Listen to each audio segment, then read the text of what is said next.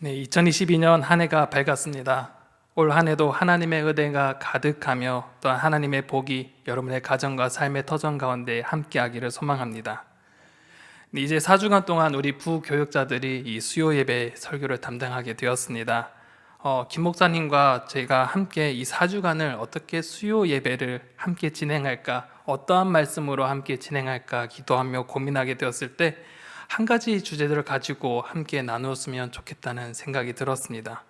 그래서 우리가 지난주에 이번 주 초에 끝난 세일의 다니엘 이 특별 기도회에 이 회복이란 주제로 우리가 3주간 우리가 함께 기도했었는데, 이번 4주간 동안은 이 회복이라는 주제로 우리가 함께 수요일에 이렇게 말씀을 나누었으면 좋겠다라고 생각하면서 이렇게 말씀을 준비했습니다. 오늘은 그 첫 번째로 우리의 정체성의 회복에 대해서 함께 나누어 보고자 합니다. 사람들은 몸이 이상함을 느끼게 되면 이 각자의 경험과 판단에 의해서 여러 가지 행동을 취하게 됩니다. 만약에 몸의 이상이 간단한 문제이고 내가 너무나 잘 알고는 일상의 문제라면 좋은 음식을 먹기도 하고 또한 휴식을 취하기도 하고 좋은 영양제를 취하여서 먹기도 합니다. 그런데 나의 능력이 벗어나고 나의 경험에 벗어나는 그런 몸의 증상이 있을 때는 우리는 바로 병원으로 달려갑니다. 병원에 찾아가서 의사 선생님을 통해서 자신의 현재 몸의 상태를 파악하게 됩니다. 진찰을 통해 나의 몸의 상태를 점검하게 되고 또한 그에 따른 진료와 처방전을 받게 됩니다. 저도 이 비염이 있어서 한 달에 한 번씩은 계속 이비인후과를 다니고 있습니다. 근데 며칠 전에 몸이 이상이 있어서 이렇게 또한 이 이비인후과에 찾아가게 되었는데, 의사 선생님이 이렇게 석션 같은 이 치료 기법을 가지고 코를 싹 넣어 보시더라고요. 그래서 이 코 안에 있는 코 안과 코 뒤쪽에 있는 것을 카메라로 관찰하시면서 몸의 상태가 어떠한지 판단해 주셨습니다. 이번에는 보통 비염이 아니라 이 편도가 많이 부었다고 했습니다. 그래서 그 편도를 가라앉힐 수 있는 항생제와 또 여러 가지 약들을 지어 주시더라고요. 그래서 그걸 먹으면서 점점 몸에 회복되어지는 것을 느낄 수 있었습니다. 그런데 어찌됐든 이렇게 병원을 찾아가서 진료와 진단을 받고 그에 합당한 치료를 받게 됩니다. 그런데 제가 이 병원을 갔다가 교회로 돌아오는 중에 한 사람을 만나게 되었습니다. 네, 그때는 제 딸과 이렇게 둘이서 손잡고 횡단보도를 건너고 있는데, 건너목을 건너고 난 뒤에 저기 옆에서 두 명의 여성분들이 저에게 다가오는 것이었습니다. 저는 제 딸도 있었고 이제 여성의 두 분이 저에게 갑자기 다가올래 어느 의뢰 이런 질문이 들어올 줄 알았습니다. 참 인상이 좋아 보이십니다. 혹은 도를 아십니까? 네, 이런 질문을 받을 줄 알았습니다. 이런 질문인가 싶어서 본능적으로 이게 경계를 하게 되었습니다. 그런데 제 예상과는 다르게 저에게 해와 파출소로 가면 어디로 가야 되는지 이렇게 질문하는 것이었습니다. 그러면서 자신의 손에 가지고 있는 핸드폰을 보여주면서 해와 파출소가 여기 있는데 우리가 어떻게 가야 되는지 이렇게 묻더라고요. 그래서 저는 안도의 한숨을 쉬면서 또 혹시나 몰라서 이 해와 파출소의 위치를 다시 한번 확인한 후에 현재 위치에서 어느 방향으로 가면 되는지 쉽게 알려주었습니다. 이러한 의사의 병원에 찾아갔다가 이렇게 길을 묻는 사람들을 만나고 이 사무실에 돌아왔는데, 잠잠히 생각해 보니까 이 두 가지 사건에 공통적인 그런 패턴들이 있었습니다. 그 첫 번째 패턴은 먼저 이 잘못된 것을 먼저 발견했다는 그 첫 번째 패턴이 있었습니다. 몸의 평소와 다르게 이상한 것을 발견하게 되었고 또한 그것을 통하여서 병원에 갈 수 있게 되었습니다. 그리고 그분들은 자신들의 길을 잃었고 방향 감각이 잃어버린 것을 눈치채고 자신이 가고자 하는 그 길을 잘못 들어섰다는 것을 인지했습니다. 두 번째 패턴은 바로 정확한 진단과 대책이 필요하다는 것이었습니다. 현재 상황에 대한 필요한 것에 따라 이 전문가의 잘 아는 그 판단이 진료와 진단이 필요했던 것입니다. 몸 상태에 맞는 알맞는 치료를 받아야 되고 그에 따른 약을 써야 합니다. 또한 길을 잃어버렸을 때는 길을 잘 아는 사람에게 그 길을 물어봄으로써 현재 위치와 또한 그 목적지를 향한 그 방향성을 제공받을 수 있었던 것입니다.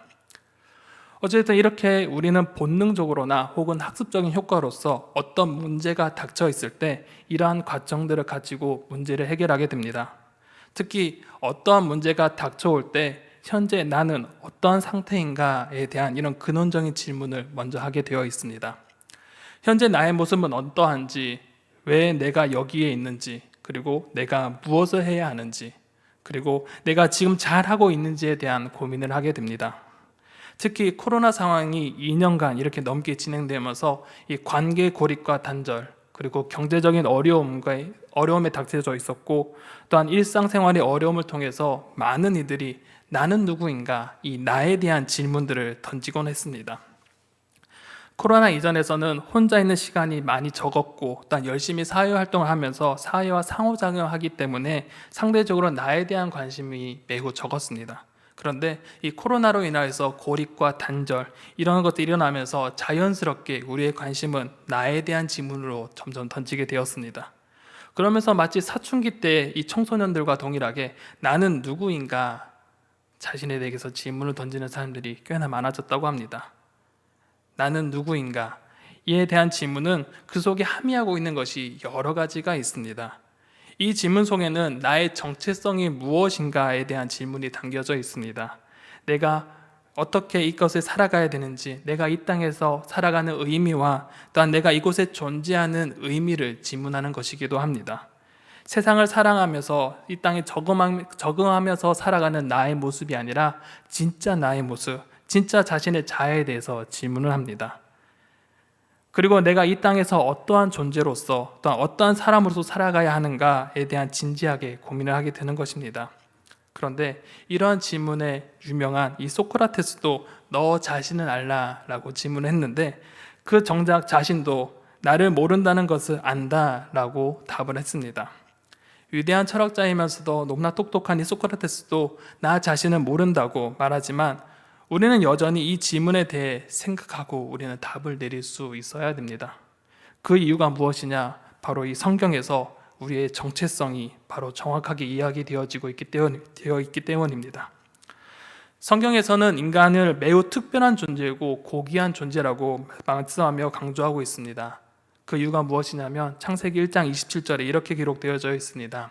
하나님이 자기 형상 곧 하나님의 형상대로 사람을 창조하시되 남자와 여자를 창조하시고 라고 말씀하십니다.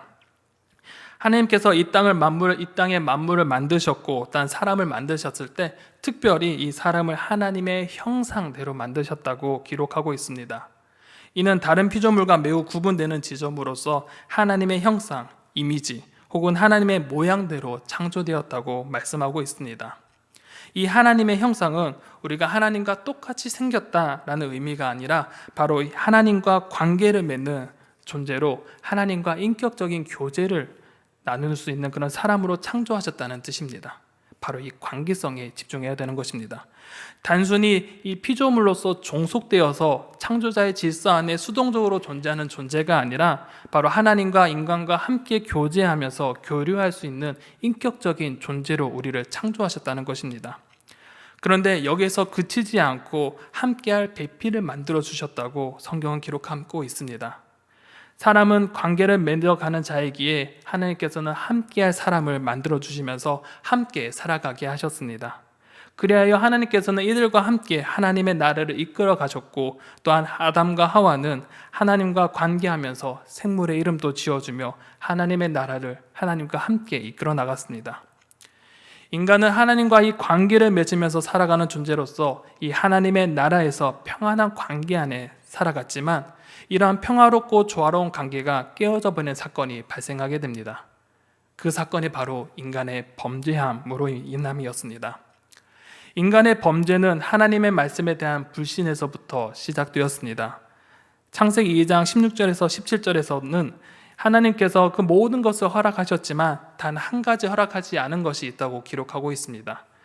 그 말씀에 보면 여호와 하나님이 그 사람에게 명하여 이르시되 동산 각종 나무의 열매는 내가 임의로 먹되 선악을 알게 하는 나무의 열매는 먹지 말라. 내가 먹는 날에는 반드시 죽으리라 하시니라. 아멘. 하나님께서는 이 동산의 각종 나무의 열매를 다 허락하셨다고 말씀하십니다. 그리고 그들의 임의대로 그들의 마음대로 먹을 수 있도록 허락하셨습니다. 그런데 단 한 가지, 이 선악을 알게 하는 이 나무의 열매만은 허락하지 않으셨습니다. 절대 먹지 말아야 할 것, 함께 이것을 먹지 말아야 돼. 먹었을 때에 하나님께서 반드시 죽으리라 라고 정확하게 또한 하나님께서 말씀해 주셨습니다. 그런데 이러한 하나님의 분명한 말씀에 의심의 안개가 드리워지기 시작했습니다. 오늘 본문의 1절 하반절에서는 이 간교한 뱀이 여자에게 묻습니다. 하나님이 참으로 너희에게 동산 모든 나무의 열매를 먹지 말라 하시더냐? 라고 뱀은 이 의도적으로 이 여자 하와에게 묻습니다. 하나님께서 모든 동산의 모든 열매를 먹지 말라고 하셨어? 하면서 이 교묘하게 접근하며 나아갑니다. 하나님께서는 이 전체 중에 단 한 개만을 말씀하셨지만 이 뱀은 선악을 알게 하는 나무의 열매, 이것을 포함한 전체 나무의 열매를 포함하여서 먹지도 못하게 하셨느냐라고 질문을 합니다. 이러한 질문을 통해서 하와를 흔들기 시작합니다. 뱀은 의도적으로 하나님의 말씀에 의심하게 하여 이 불신하도록 이 미끼를 던집니다. 그래서 낚시질을 하는 것이지요. 그런데 여자는 이러한 의심의 미끼에 유혹을 당하기 시작합니다. 2절에서 3절입니다. 여자가 뱀에게 말하되 동산 나무의 열매를 우리가 먹을 수 있으나 동산 중앙에 있는 나무의 열매는 하나님 말씀에 너희는 먹지도 말고 만지지도 말라 너희가 죽을까 하노라 하셨느니라 라고 말합니다. 하나님의 말씀을 흔들려는 이 뱀의 유혹에 여자는 걸려들고 맙니다. 그의 증언에서도 알 수 있듯이 하나님은 그 나무의 열매를 먹지 말라고 단순하고 정확하게 말씀하셨지만 하와의 대답에서는 이 하나님의 명령과 또한 자신의 생각을 덧붙여서 이야기하는데 먹지도 말고 만지지도 말라라고 말합니다. 더 나아가 죽는다는 것이 아니라 죽을까 하노라 라고 답합니다. 이 말은 먹으면 반드시 죽는다 이것이 아니라 죽을 수도 있다는 의심의 대답을 내놓고 말았던 것입니다. 뱀은 불신의 낚시질을 했고 하와는 그 의심의 미끼를 덥석 물어버리고 만 것입니다. 결국 뱀은 확실하게 그것을 캐스팅하기 위해서 4절에 이렇게 말합니다. 뱀이 여자에게 이르되 너희가 결코 죽지 아니하리라. 죽을까 하노라 이렇게 말하며 죽지 않을 것이라는 이 가능성의 의심에 뱀은 결코 죽지 않는다라는 이 확언으로 하와의 마음을 사로잡습니다. 뱀의 확언에 이 하와의 의심은 불신이 되었고 결국 뱀은 이 불신의 마음속에 이 탐심을 그 마음속에 불어넣기 시작합니다. 5절에 보면 너희가 그것을 먹는 날에는 너희 눈이 밝아져 하나님과 같이 되어 선악을 알 줄 하나님이 아심이니라 라고 말합니다.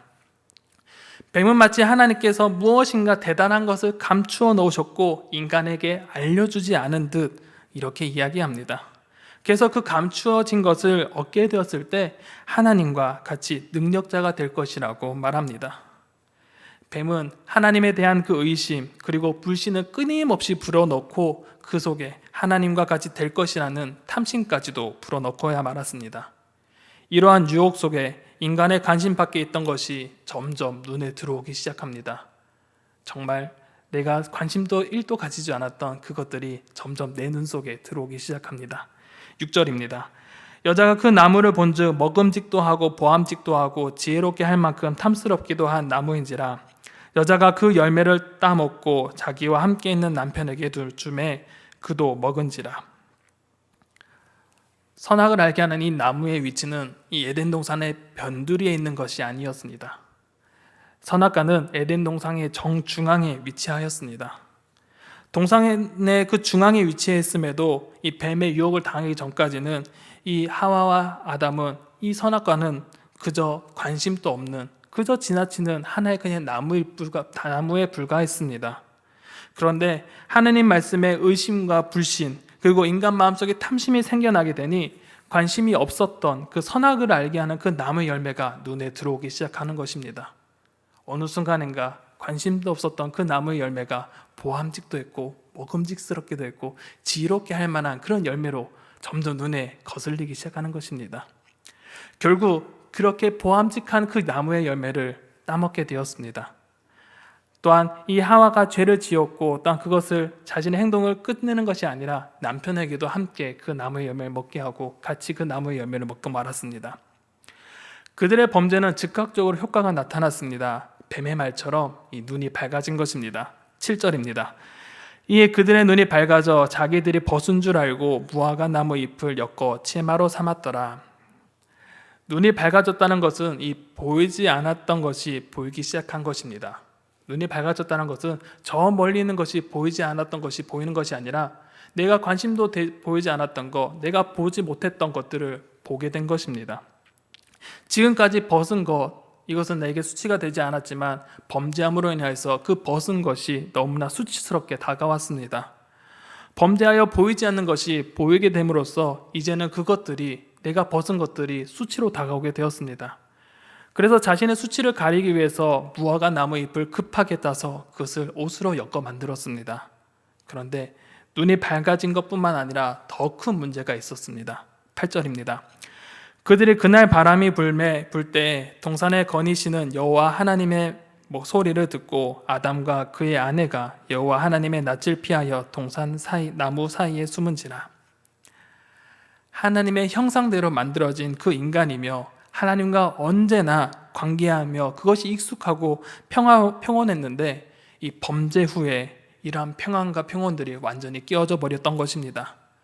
하나님과의 그 관계가 깨어져 버리니 하나님과의 관계가 불편해지게 되었습니다. 그리고 하나님과 관계하는 것이 두렵기도 하고 또한 떨리기 시작했습니다. 하나님께서 자신을 찾는 목소리가 이제는 범죄한 인간으로서 그 음성이 너무나 무섭고 두려웠습니다. 그래서 이 인간은 하나님을 피해 도망하고 피해 숨어버립니다. 여기에 인간의 모습이 고스란히 담겨져 있는 것을 우리는 발견할 수 있습니다. 인간은 범죄로 인하여서 하나님과의 관계가 끊어졌습니다. 또한 하나님과의 관계가 불편하게 되었습니다. 하나님의 나라인 이 에덴 동산에서 평안하게 지냈고 걱정 없이 살아왔고 하나님과 함께 교제하며 지내었던 그 인생이 범죄함으로 인하여서 이 모든 것이 산산이 부서져 버리고 말았습니다. 관계가 깨어졌고 평안했던 것이 불안해졌고 익숙해졌던 것이 불편해졌습니다. 인간은 범죄로 인해서 그들의 정체성을 잃어버리고 말았습니다. 성경은 이 범죄, 죄를 뜻할 때 하마르티아라고 기록하고 있습니다. 이 하마르티아는 이 관역에서 벗어난 것을 의미합니다. 궁수가 활을 쏠 때 그 관역을 향해서 쏘아야 되는데 그 활이 관역을 향하는 것이 아니라 엉뚱한 곳으로 나아가는 것, 이때 이 하마르티아라는 단어를 씁니다. 그런데 이것을 죄라고 기록합니다. 결국 죄라는 것은 하나님을 향해 가는 것이 아닌 다른 방향으로 나아갈 때 그 모든 것이 죄라는 것입니다.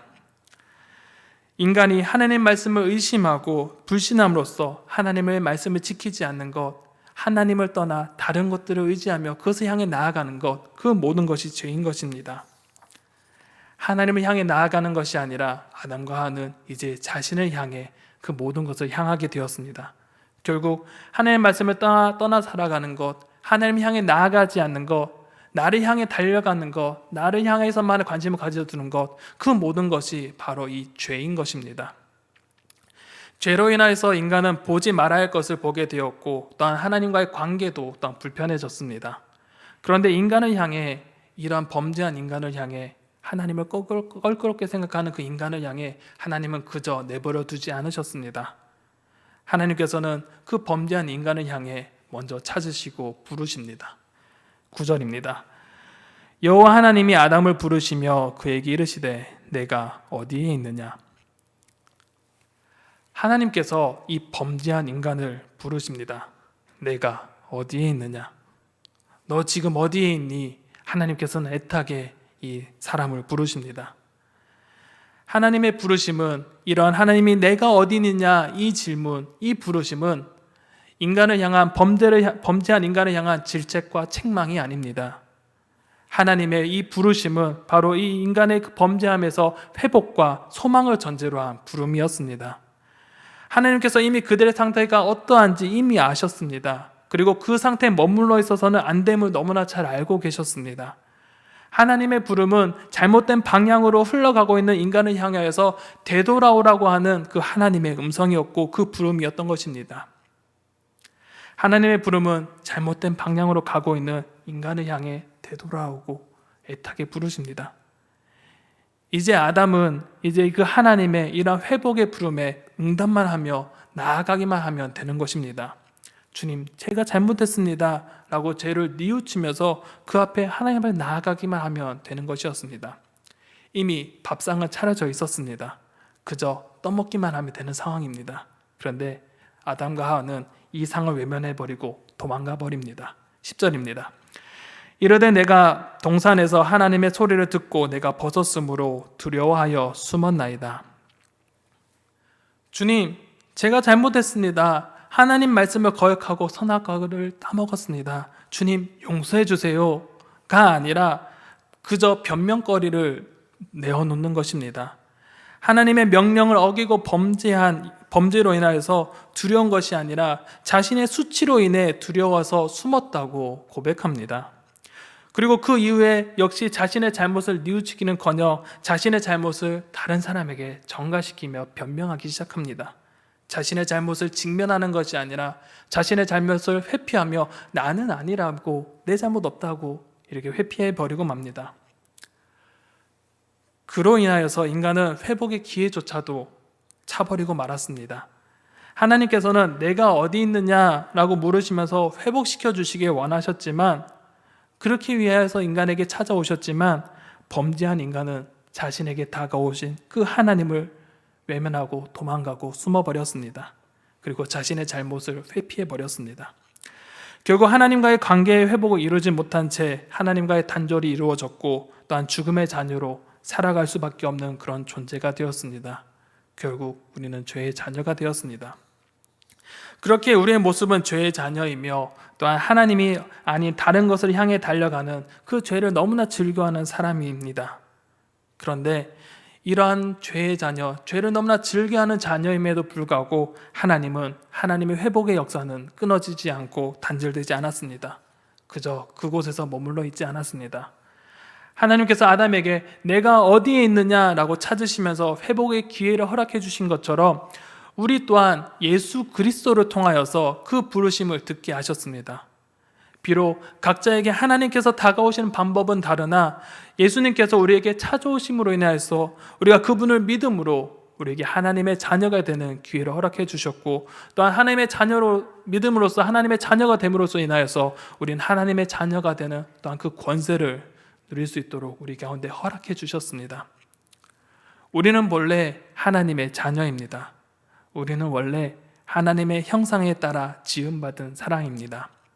단지 하나님의 말씀에 불순종함으로써 죽음의 자녀, 죄의 자녀가 되었고 죽을 수밖에 없는 존재가 되었지만 하나님은 이러한 우리의 모습을 보고 가만히 두지 않으셨습니다. 그리고 예수님을 통하여서 하나님과의 관계를 회복시켜 주셨습니다. 하나님의 관계 회복은 하나님의 자녀로서 하나님 나라의 백성으로서 삶을 살아갈 수 있는 것과 함께 하나님의 형상, 하나님과 교제할 수 있도록 우리 가운데 그 교제를 허락해 주셨습니다. 여러분, 우리는 누구입니까? 우리는 하나님의 형상대로 지음받은 사람입니다. 하나님과 함께 교제하는 그런 사람들입니다. 그래서 우리는 하나님과 함께 교제하면서 하나님의 나라를 하나님과 함께 만들어가는 그런 사람들입니다. 비록 인간이 범죄하였지만 예수 그리스도를 통하여서 관계를 회복시켜 주셨고 우리를 다시 하나님의 나라 백성으로 삼아 주셨고 그의 자녀로 삼아 주셨습니다. 그런데 우리는 이러한 정체성을 잃어버리고 살아갈 때가 참으로 많이 있습니다. 여전히 하나님을 향해 걸어가기보다는 하나님 외에 다른 것을 향해 걸어가는 우리의 모습을 발견하게 됩니다. 2년여간의 이 코로나로 인하여서 더더욱 하나님과의 그 관계보다는 우리가 하나님께 나아간다기보다는 우리는 나의 삶이 더 중요해졌고 나의 삶의 계획들이 더 중요해졌고 그리고 내 가족이 더 중요해진 것 같습니다. 그래서 나의 삶이 하나님을 향해 살아가는 것이 아니라 나를 위한 삶이 되어버린 지가 오래되었습니다. 나를 위해 살아가는 삶, 그것은 죄입니다. 하나님을 향해 걸어가지 않는 그 모든 것이 바로 죄입니다. 이러한 길에 서 있는 우리를 향하여서 하나님은 우리를 오늘 또 부르시고 계십니다. 내가 어디에 있느냐? 하나님을 향해 오지 못한 이들을 향해 또한 죄 가운데 걸어가는 이들을 향해 다시 한번 하나님께서는 우리를 불러주십니다. 내가 걸어가는 곳이 지금 어디냐? 내가 걸어가고 있는 그 길이 정녕 그 길이 맞느냐? 이제 다시 나를 향해 다가오지 않겠니? 나를 향해 걸어오지 않겠니? 하나님께서는 죄를 향해 걸어가는 우리를 향해 다시 한 번 더 불러주십니다. 우리는 이제 결단해야 합니다. 예수 그리스도를 믿고 고백하며 또한 신앙생활하고 있지만 여전히 우리는 죄의 그 관성에 따라 죄를 향해 따라가고 있는 그 모습으로 갈 때가 참으로 많이 있습니다. 내 의지와 상관없이 이 죄를 향해 걸어가고 있을 때가 참으로 많이 있습니다. 그래서 다른 이들의 도움이 필요할 때도 참으로 많이 있습니다. 하나님께서는 이 성령님께서 우리를 도우심과 함께 또한 이 교회 공동체를 허락해 주신 것이 바로 그 이유입니다. 교회 공동체를 통하여서 더욱 하나님과 깊이 교제할 수 있도록 그 신앙의 공동체로 묶어주신 것입니다.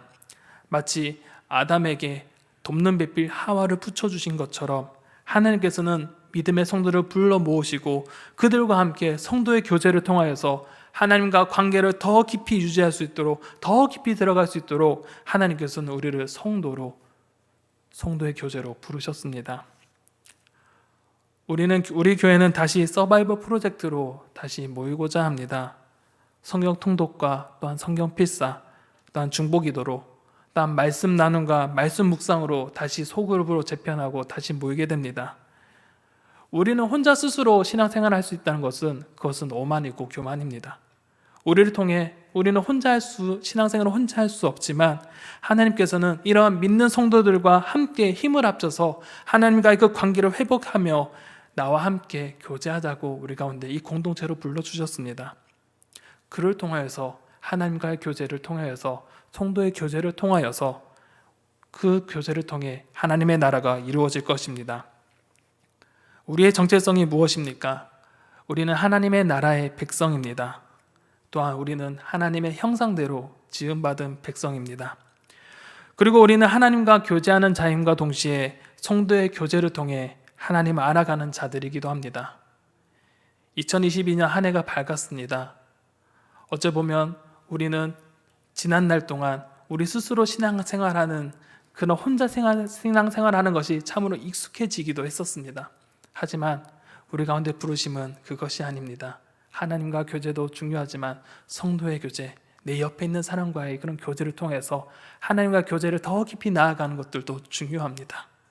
2022년 한 해 우리의 정체성을 잊지 않았으면 좋겠습니다. 하나님의 자녀인 것과 하나님의 형상대로 지음받은과 동시에 우리 가운데 하나님께서 돕는 배필, 우리 가운데 성도를 허락해 주신 것을 기억하며 이번 한 해도 주님을 더욱더 알아가는 2022년 한 해 우리의 정체성을 회복되는 그런 한 해가 되기를 간절히 소망합니다. 기도하겠습니다.